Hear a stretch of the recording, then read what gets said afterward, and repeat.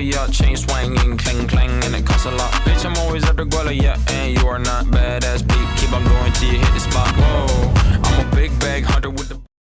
Bismillahirrahmanirrahim. Assalamualaikum warahmatullahi wabarakatuh. Perkenalkan, nama saya Jihan Winarti dengan NIM A22122-029, kelas A, kelompok 5, dari Fakultas Keguruan dan Ilmu Pendidikan, Program Studi Pendidikan Biologi.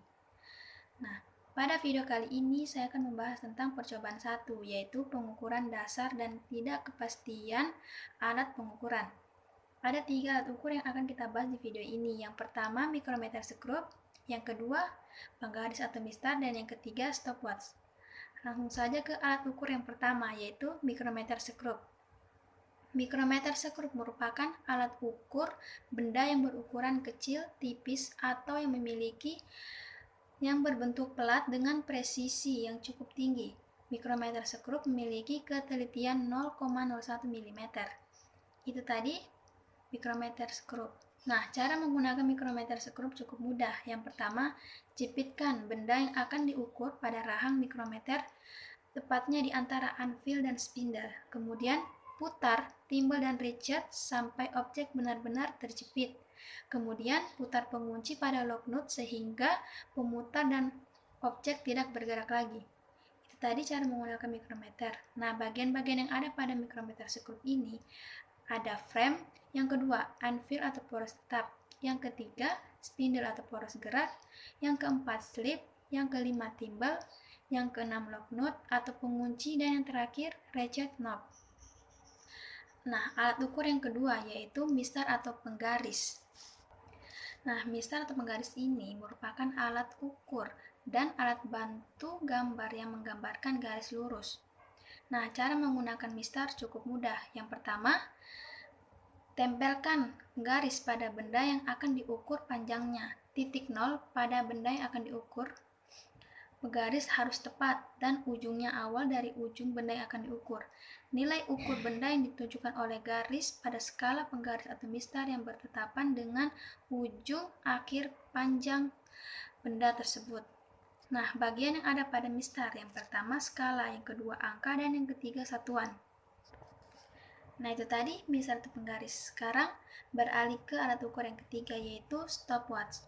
Stopwatch adalah alat ukur waktu atau pengukuran durasi waktu yang pernah diperlukan maupun yang sudah berlalu. Nah, fungsi stopwatch sendiri sama seperti jam, yaitu untuk menghitung atau mengetahui waktu. Tetapi alat ukur ini memiliki keefektifan yang lebih baik dibandingkan jam biasa.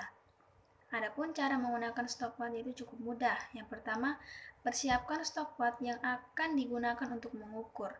Yang kedua, memastikan kondisi dalam keadaan 0 atau yang telah terkalibrasi. Kemudian, menekan tombol start atau mulai untuk memulai pengukuran waktu tersebut. Dan yang ketiga, menekan tombol stop atau berhenti untuk mengakhiri pengukuran waktu tersebut. Itu tadi 3 alat ukur yang digunakan untuk pengukuran ketidakpastian alat ukur ini. Kemudian, pengertian angka berarti. Angka berarti adalah angka-angka yang menentukan logaritma desimal pada suatu bilangan. Kriteria dasar dari angka yang bermakna ialah angka yang menyatakan suatu bilangan, mulai dari angka yang pertama di kiri ke kanan, koma desimal yang bukan 0, sampai dengan angka yang terakhir di kanan desimal yang bukan 0. Nah, itu tadi pengertian dari angka berarti. Sekarang pengertian NST. NST adalah nilai skala yang menunjukkan tingkat ketelitian suatu alat ukur yang digunakan untuk mengukur suatu kebesaran. Nah, itu tadi video 3 alat ukur dan pengertian NST maupun angka berarti. Nah, sekian dari video kali ini yang telah saya buat untuk memenuhi tugas percobaan 1. Saya akhiri apabila ada kesalahan kata dan mohon maaf. Saya akhiri, wabillahi taufiq wal hidayah. Wassalamualaikum warahmatullahi wabarakatuh.